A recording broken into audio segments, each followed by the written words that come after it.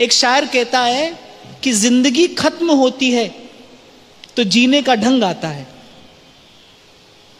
जिंदगी खत्म होती है तो जीने का ढंग आता है, क्षमा बुझने लगती है तो महफिल में रंग आता है।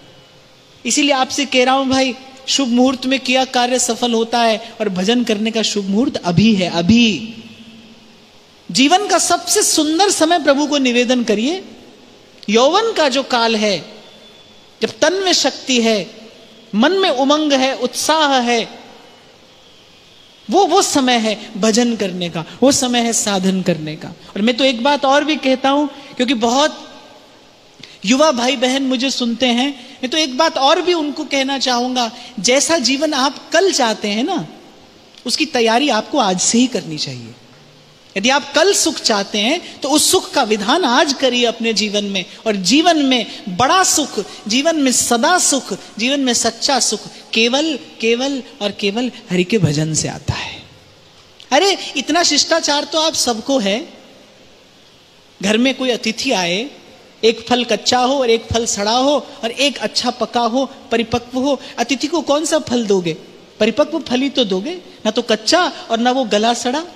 फिर प्रभु के लिए क्यों जीवन का सबसे गला सड़ा समय निकाल कर रखते हो? जब रस न थकी न बोलियो जाई, जब आंख देख नहीं पाती, पांव चल नहीं सकते, जीवन का वो सबसे सड़ा गला समय आप प्रभु के लिए निकाल कर रखते हो। संसार तो यही कहता सुनाई पड़ता है, भाई अरे ये कोई भजन का समय? समय आएगा जब करेंगे, जब समय आएगा तब भगवान का भजन करेंगे। ये कोई भजन का समय? मुझे याद है 15 बरस पहले की घटना हो गई। किसी ने मुझे अपने यहाँ पर निमंत्रित किया, मैं गया, मेरे हाथ में माला झोली थी। अब ऐसे तो मैं माला नहीं फेरता हूँ, पर बाहर जाऊं तो हाथ में ले लेता हूँ, क्योंकि माला बड़े प्रपंच से बचाती है। तो मेरे हाथ में माला थी। वो व्यक्ति जिनके यहाँ मैं गया, 85 वर्ष की उनकी अवस्था होगी, हाथ कांप रहे हैं और मुझसे कहते हैं, अरे आपकी कोई माला जपने की अवस्था है? अब मैं तो बड़ा चंचल बालक था पहले, अभी भी हूं थोड़ा। मैंने वो माला झोली हाथ से निकाली, उनके हाथ में पकड़ाई, मैंने कहा आप जप कर दिखाइए। जपना तो दूर, वो तो माला हाथ में पकड़ भी नहीं पा रहे थे। मैंने कहा आप तक आते आते तो माला हाथ में ही नहीं आएगी। माला जपने का सही अवसर यही है, माला जपने का सही समय यही है। हरि का भजन आज करिए, अभी यही समय है। जीवन का सबसे सुंदर समय, जीवन का सबसे सुंदर काल प्रभु के चरणों में निवेदन करिए। अरे जिसका भजन करते हैं उसका स्वभाव है, वो कहता है एक बार मेरे रास्ते चल कर तो देख, मैं हर किसी को तेरा ना बना दूं तो कहना। और ऐसा करते हैं प्रभु। एक बार इस मार्ग पर पांव तो धरिए। ये बात मैं आपको अपने विश्वास से कह रहा हूं भाई। प्रकृति का एक एक कण आपकी सहायता करेगा। अनुकूल हो जाती है प्रकृति भक्त के, बाहर से भी और भीतर से भी, जो प्रभु के लिए प्रभु के मार्ग पर चलता है, जो भजन के लिए भजन करता है।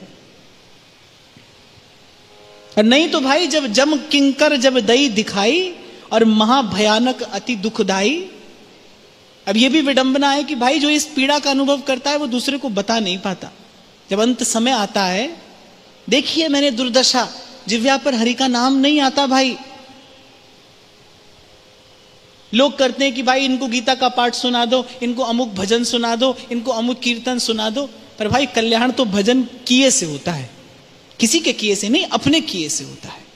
एक बार स्वामी श्री रामसुखदास जी महाराज से किसी ने पूछा, आप कहते हैं अंतमति सो गति, आप कहते हैं भगवान नाम की महिमा है कि अगर अंत में कोई भगवान नाम ले ले तो उस जीव का कल्याण होता है। अब मैंने तो जीवन भर भजन नहीं किया और मैं तो करूंगा भी नहीं, अंत समय कर लूंगा तो क्या मेरा कल्याण होगा? स्वामी जी ने कहा कि मैं तुम्हें वचन देता हूं कि अंत समय करोगे तो तुम्हारा कल्याण होगा, पर भले आदमी एक मेरी बात का उत्तर भी दे दो। संत तो कहते हैं जन्म जन्म मुनि जतन कराही, अंत राम कही आवत नाहि। जन्मों के यत्न के बाद भी अंत में भगवान की स्मृति नहीं होती, और तू कहता है कि मैं जीवन भर भजन नहीं करता और नहीं करूंगा, तुझे अंत समय भगवान की स्मृति कैसे हो जाएगी? जन्म जन्म मुनि जतन कराही, पे अंत राम कही आवत नाही। यहाँ के लोग इतनी प्रार्थना मनुहार तो ठाकुर जी से जीवन भर करते रहते हैं, इतना तो करना स्वामी जब प्राण तन से निकले। सूरदास कहते हैं कि अंत समय सुध लीजिए।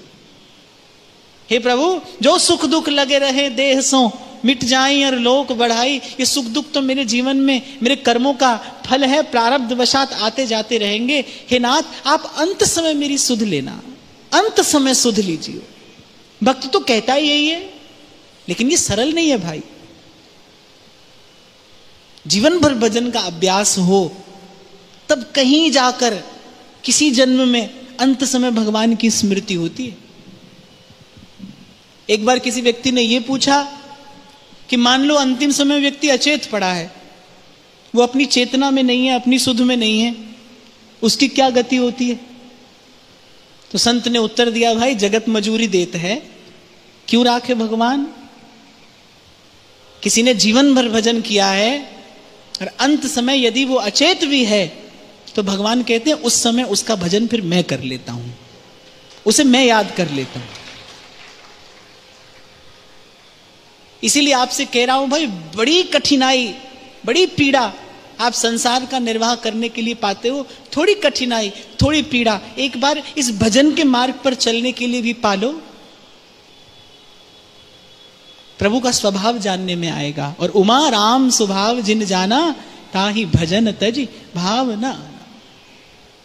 शायद व्यासपीठ से मैंने ये प्रसंग पहले भी सुनाया था आपको, कि शायद पहली कथा थी मेरी, भक्तमाल की कथा में कह रहा था, और हिसार में कथा थी। जिस स्थान पर कथा थी उस मंदिर में एक वृद्धाश्रम था। पहले दिन मैं कथा कहकर उतरा और उस संस्था के लोगों ने मुझसे आकर कहा कि इस वृद्धाश्रम में एक वृद्धा है, वो बड़ा कष्ट पा रही है, 3 महीने से अपार कष्ट में है और उसके प्राण नहीं छूट रहे, एक बार आप चलिए।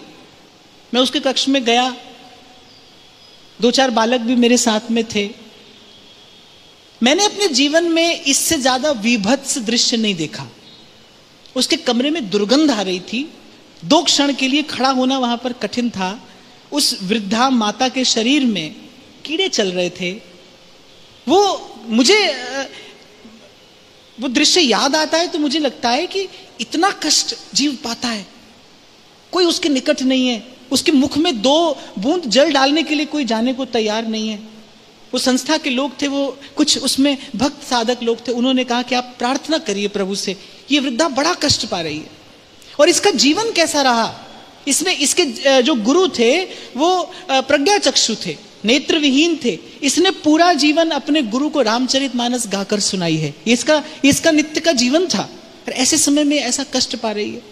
मैं वापस लौटा तो उस समय मेरा ऐसा नियम था, मैं कथा से आते ही श्री जी का उत्थापन कराता था। मेरा सेवा में मन नहीं लगा, मन बड़ा ही उपरत हो गया। वो दृश्य मैंने अपनी आंख से देखा, वो बार बार दृश्य आंखों के आगे आता था। और प्रभु से मैंने कहा, प्रभु आपके होते वो जीव आपके मंदिर की ध्वजा के नीचे पड़ा है, आपके होते वो इतना कष्ट पाता है। तो अगले दिन हम लोग गए तो मेरे पास राधा वल्लभ लाल का चरणामृत रहता है, वृंदावन की रज थी, श्री जी का चरणामृत था। और हम कथा के बाद उस वृद्धा के कक्ष में फिर से गए, मैंने उसके मुख में चरणामृत डाला, रज उसके मस्तक पर लगाई और हम सब ने मिलकर वहां पर मंगल गान किया। और जाने क्यों, जैसे ही मैं उस कक्ष से निकलने लगा, मैंने उस माता से कहा, मैं देख पा रहा था कि उसके नेत्र कोर भीगे हुए थे, अश्रु टपक रहे थे। और मैंने उस माता से कहा कि माता, तुमने जितना कष्ट पाना था पा लिया, अब तुम्हें फिर संसार में नहीं आना पड़ेगा। मैं कहने वाला नहीं था भाई, पता नहीं किसने मेरे मुख से वो बात उस वृद्धा को कहलाई। मंदिर से मेरे घर का रास्ता 15 मिनट का होगा, मैं घर अभी पहुंचा भी नहीं था और उससे पहले उसके प्राण छूटे। महिमा किसकी है कि उस जीव ने जो जीवन भर किया, अंत समय राधा वल्लभ लाल का चरणामृत और वृंदावन की रज उसके मस्तक पर पड़नी थी। वो यदि उस समय वृंदावन चलकर नहीं आ पाई तो मुझे लगता है वृंदावन धाम चलकर उसके पास में गया। राधा वल्लभ लाल का चरणामृत, वृंदावन धाम की रज, और हमने महाप्रभु का मंगल गान उसको सुनाया। महिमा किसकी है? ये प्रभु के स्वभाव की महिमा है। हमारे बड़े बाबा कहते थे, बोले भाई ब्रज का ठाकुर रुलाता तो बहुत है, लेकिन ये एक एक अश्रु का मोल भी चुकाता है। ठाकुर जी भूलते नहीं भाई।